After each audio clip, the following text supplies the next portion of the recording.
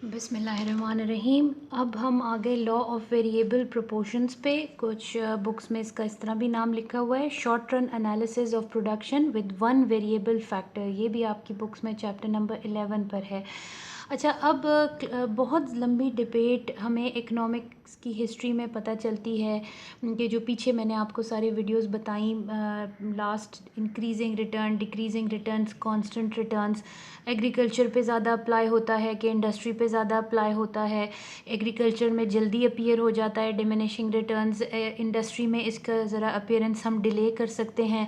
तो ये सारी डिबेट काफ़ी अर्सा होती रही, लेकिन बाद में ये रियलाइज़ हुआ कि ये जो तीन लॉज अलग हैं, ये असल में अलग नहीं हैं।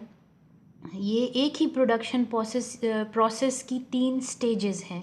तो फिर इकोनॉमिस्ट्स ने उन तमाम तीन स्टेजेस को एक ही लॉ में कंबाइन कर दिया और उसको फिर नाम दिया लॉ ऑफ वेरिएबल प्रोपोर्शंस। तो आप यूँ समझ लो कि इस लॉ में ये जो पिछले तमाम तीन लॉज मैंने आपको बताए वो कंबाइन हुए हुए हैं। ठीक है, तो इसकी स्टेटमेंट क्या है? As more and more units of factor of production are added to fixed factors, the total product first rises more in proportion to increase in variable factor, then less in proportion and finally decreases। ये exactly वो पिछले तीनों laws की combination है कि पहले वो more than proportionate increase होता है, फिर लेस देन प्रोपोर्शनेट इंक्रीज है, और फाइनली जो है वो आपकी डिक्लाइन कर जाती है। ठीक है, तो इसमें ये थोड़ा सा एडिशन है, ये फाइनली डिक्लाइन करने का। अच्छा, अब ये लॉ भी अंडर सर्टेन अजम्पशंस ऑपरेट हो रहा है। इसकी अजम्पशन क्या है कि analysis assumes short run analysis, क्योंकि इसको वन वेरिएबल फैक्टर एनालिसिस इसलिए कहते हैं क्योंकि इसमें हमने सिर्फ एक फैक्टर ऑफ प्रोडक्शन जो है उसको वेरिएबल रखा है, तो वो तो शॉर्ट रन में ही है। अगर एक से ज़्यादा चेंज हो रहा हो तो वो लॉन्ग रन एनालिसिस हो जाता है, तो ये शॉर्ट रन एनालिसिस है। टेक्निक ऑफ प्रोडक्शन कांस्टेंट है, वर्कर्स आर इक्वली एफिशिएंट यानी होमोजीनियस फैक्टर्स हैं, और factors are substitutes of one another. तो वो पिछली ही आपकी असम्पशंस जो हैं उन्हीं की कम्बिनेशन है। ठीक है, अब इसको हम अंडरस्टैंड करते हैं एक टेबल से। अच्छा, ये देखें, यहाँ पर फिक्स्ड फैक्टर ऑफ प्रोडक्शन मैंने ले लिए हैं लैंड और कैपिटल। आप एक ले लो, दो ले लो, लेकिन ये यहाँ पर जैसे था बुक में मैंने वैसे ही ले लिया कि 30 एकड़ लैंड है और उस पर लेट से 30 मशीनरी यूज़ हो रही है, तो लैंड और लेबर की क्वांटिटी जो है वो फिक्स्ड है। ठीक है, 30 है। उस पर वेरिएबल फैक्टर ऑफ प्रोडक्शन क्या है? लेबर है, जो कि मैंने 1 पहले 0 से 1 किया, फिर 2 बढ़ाए, फिर 3 1 कर दिए। अब शुरू में क्या होगा कि टोटल प्रोडक्ट बड़ी स्पीड से बढ़ेगी। सो 2 से 6 हुई, 6 से 12 हुई। उसके बाद क्या हुआ? इसके बढ़ने की स्पीड थोड़ी सी कम हो गई। ठीक है, तो वो 12 से 16 हो गई। फिर मैंने मज़ीद लेबर को फोर्सफुली मैंने उस फिक्स्ड एकर्स ऑफ लैंड और नंबर ऑफ कैपिटल पे बढ़ा दिया, तो वो अब मेरी प्रोडक्शन में कोई इजाफा तो नहीं करेंगे ना। यहाँ पे देखें, उन्होंने कोई इजाफा नहीं किया। फिफ्थ ने तो चलो किया, 16 से टोटल प्रोडक्ट 18 कर दी, लेकिन सिक्स्थ लेबर ने मेरी टोटल प्रोडक्ट में कोई इजाफा नहीं किया। और जब मैंने 7th लेबर अप्लाई किया तो उससे मेरी टोटल प्रोडक्ट उल्टा गिर गई। ठीक है, अब इन सब के लिए मैंने यहाँ पर मार्जिनल प्रोडक्ट निकाली हुई है, जिसको मार्जिनल फिजिकल प्रोडक्ट भी कहते हैं। वो उसी तरह टोटल से निकाली है, change in total divided by change in labour. ठीक, वो आप देखें कि जब तक मेरा 3rd यूनिट ऑफ लेबर है मेरी मार्जिनल प्रोडक्ट बढ़ रही है, उसके बाद मेरी मार्जिनल प्रोडक्ट गिरना शुरू हो जाती है। 6th लेबर पर तो वो बिल्कुल ही 0 हो जाती है, और 7th पे मार्जिनल प्रोडक्ट तो नेगेटिव में चली जाती है। यानी ये हरकत तो आपकी फर्म को करनी ही नहीं है, प्रोड्यूसर को। यहाँ पे तो उसकी मार्जिनल रिटर्न्स नेगेटिव हो रहे हैं। अच्छा, अब एवरेज प्रोडक्ट जो है वो आपकी, आप देखें, एवरेज हमेशा टोटल से निकलती है, तो total product divided by units of labour, तो 2 divided by 1, 6 divide by 2, 12 divide by 3, ये आपका सारा कॉलम उस तरह कैलकुलेट हुआ हुआ है। अब हमने इन तीनों का बिहेवियर साइमल्टेनियसली स्टडी करना है। ठीक है, तो हम देखेंगे कि एक ये साइमल्टेनियसली क्या चल रहा होता है टोटल प्रोडक्ट, मार्जिनल प्रोडक्ट और एवरेज प्रोडक्ट में। तो एक्स एक्सिस पे मैंने ले लिया लेबर, वाई एक्सिस पे ये तीनों चीज़ें मैंने प्लॉट करनी है, तो मैंने इन तीनों चीज़ों के नाम ले लिए। टाइम को बचाने के लिए मैंने सिर्फ टोटल प्रोडक्ट प्लॉट की हुई है अगेंस्ट लेबर, कि एक पर टोटल प्रोडक्ट हुई 2, सेकंड पे हुई 6, थर्ड पे हुई 12, और इस तरह ये मेरे पास टोटल प्रोडक्ट कर्व आ गया। ठीक है, अब सेकंड में आपके सामने ड्रॉ कर लेती हूँ मार्जिनल प्रोडक्ट का अगेंस्ट यूनिट्स ऑफ लेबर, कि 1 पे मेरी टोटल प्रोडक्ट थी 2, मार्जिनल प्रोडक्ट थी सॉरी 2, सेकंड लेबर पर हो गई 4,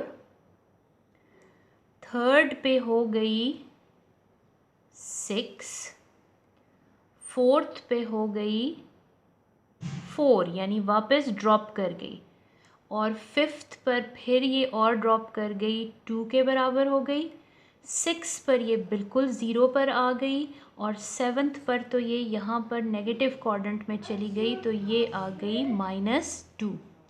इनको आप ज्वाइन करें तो ये आपका मार्जिनल प्रोडक्ट का कर्व हो जाएगा। एक्सक्यूज़ मी बच्चे, बातें नहीं करो। अच्छा जी, ये आपकी आ गई मार्जिनल प्रोडक्ट। ठीक, अब एवरेज प्रोडक्ट आपने इसी में ड्रॉ करनी है, तो वो हम अगेंस्ट लेबर ड्रॉ कर सकते हैं। फर्स्ट लेबर पर वो 2 है, सेम पॉइंट। सेकंड लेबर पर 3 है, तो it is a little below. Third पे ये फोर्थ है, ठीक है। फोर्थ लेबर पर ये फोर्थ है। फिफ्थ लेबर पर 3.6 है, यानी फोर्थ से थोड़ा सा पीछे। 6 पर ये फिर 3 पर आ गई है यहाँ पर तकरीबन, और सेवन्थ पे ये 2 से थोड़ा सा ज़्यादा है, तो ये इस तरह। तो ये आपकी आ गई एवरेज प्रोडक्ट। थोड़ा सा कॉम्प्लिकेटेड फील होता है, but it's not that difficult once you try to understand the logic behind it. अच्छा, अब ये जो 3 स्टेजेस आ गई हमारे पास, जहाँ पे आपकी देखिए, या यूँ कह लें कि इस लॉ को हम 3 स्टेजेस में डिवाइड कर सकते हैं। फर्स्ट स्टेज, ठीक है, ये यहाँ तक फर्स्ट स्टेज है।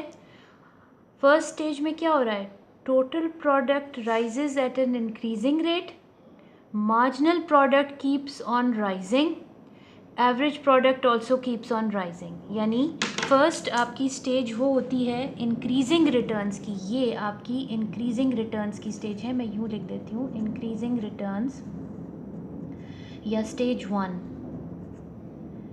इसमें क्या हो रहा है, total product is rising at a increasing rate, and your marginal product is higher than your average product। तो ये आपकी स्टेज 1 हो गई। सेकेंड स्टेज को कहते हैं डिमिनिशिंग रिटर्न्स की स्टेज, क्योंकि इसमें आपके टोटल रिटर्न्स के बढ़ने की स्टेज ज़रा स्लो हो जाती है। वो बढ़ते हैं लेकिन स्लोली बढ़ते हैं, ठीक है। और इसमें क्या होता है कि मोस्ट ऑफ इट्स पार्ट में आपकी मार्जिनल प्रोडक्ट कम रहती है एवरेज प्रोडक्ट से। यहाँ पर तो चलें, इस एग्जांपल में ये दोनों बिल्कुल कोइंसाइड हो गए ना, यानी फोर्थ लेबर पर आपकी मार्जिनल प्रोडक्ट और एवरेज प्रोडक्ट बराबर हो गई, इसलिए यहाँ पे ये हाईलाइट किया हुआ है।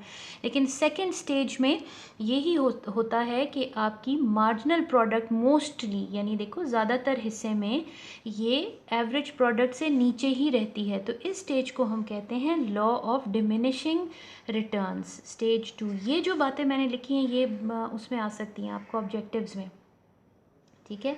ये आपकी डिमिनिशिंग रिटर्न्स हैं, और प्लीज़ एग्ज़ाम्स में ये एरो हेड लगा के ना लिखिएगा, ये तो मैं शॉर्टकट के लिए बस लिख देती होती हूँ, पूरा लिखें। अच्छा, थर्ड स्टेज में क्या होता है, थर्ड स्टेज में आपकी टोटल प्रोडक्ट भी ड्रॉप होना शुरू हो जाती है, और उसके कंपैरिजन में मार्जिनल प्रोडक्ट आपकी ज़ीरो होकर नेगेटिव में चली जाती है। और क्या होता है, मार्जिनल प्रोडक्ट एवरेज प्रोडक्ट से कम रहती है, बल्कि नेगेटिव में चली जाती है। तो ये यहाँ लिखा है कि third stage is called negative returns, ठीक है। ये स्टेज 3 आ गई। इसको नेगेटिव रिटर्न्स की स्टेज कहते हैं और इस स्टेज में टोटल प्रोडक्ट डिक्लाइन कर जाती है। जहाँ पे टोटल प्रोडक्ट मैक्सिमम होती है वहाँ पर मार्जिनल प्रोडक्ट ज़ीरो होती है। ये भी आपका ऑब्जेक्टिव्स में आ सकता है, ठीक। और जब टोटल प्रोडक्ट डिक्लाइन करने लगती है तो मार्जिनल प्रोडक्ट आपकी नेगेटिव में चली जाती है, सही। तो ये है आपका लॉ ऑफ वेरिएबल प्रोपोर्शंस। ये काफ़ी दफ़ा पेपर्स में रिपीट भी होता रहता है। अच्छा, इसमें मैं आपको बुक से ही एक चीज़ ज़रा सा एक्सप्लेन करना चाहूँगी, लॉ ऑफ वेरिएबल प्रोपोर्शंस की इम्पॉर्टेंस, ठीक है। This you can see, I hope you can clear see it. ये आपकी चैप्टर 11 का पेज 148 है। यहाँ पर वेरिएबल प्रोपोर्शंस, ये जो अभी जितना मैंने सारा आपको एक्सप्लेन किया, देखिए वो यहाँ पे सारा एक्सप्लेन हुआ है। सिर्फ इसकी इम्पॉर्टेंस आप देख लीजिए। It is helpful in understanding clearly the process of production. It explains the input-output relations. यानी ये लॉ से हमें पूरा प्रोडक्शन प्रोसेस समझ आ जाता है। जो ये बात की जा रही है पिछले 3 लॉज के कंपैरिजन्स में कि अलग अलग से तो हमें प्रोडक्शन प्रोसेस समझ नहीं आता था, इसमें तीनों प्रोसेसेस कंबाइन है कि एक फर्म को किस प्रोसेस से गुजरना पड़ सकता है, तो वो हमें क्लियर अंडरस्टैंडिंग हो जाती है। और दूसरा क्या कि it explains the input output relations, यानी हमें पता चलता है कि हमने वेरिएबल फैक्टर की और फिक्स्ड फैक्टर की क्या कम्बिनेशन यूज़ करेंगे तो हमारी आउटपुट किस तरह बिहेव करेगी। We can find out by how much the total produce will increase as a result of an increase in inputs. ये वही रेपिटेशन है जो मैंने अभी जुमला बोला। सेकेंड इसकी क्या बात है, दूसरी इंपॉर्टेंस ये है कि the law tells us that the tendency of diminishing returns is found in all sectors of the economy which may be agriculture और इंडस्ट्री।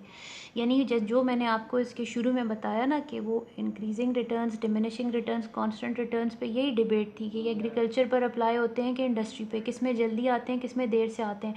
लेकिन इस में फ़ायदा क्या हो गया कि डिमिनिशिंग रिटर्न्स जो हैं वो हर सेक्टर में आ सकते हैं, एग्रीकल्चर पे भी, इंडस्ट्री में भी। तीसरी इसकी क्या इंपॉर्टेंस है कि the law tells us that any increase in the units of variable factor will lead to increase in total product at a diminishing rate. यानी कि अगर आप वेरिएबल फैक्टर को लगातार बढ़ाते जाएं तो टोटल प्रोडक्ट में इंक्रीज तो होगी लेकिन स्लो डिमिनिशिंग रेट पे होगी, ठीक है।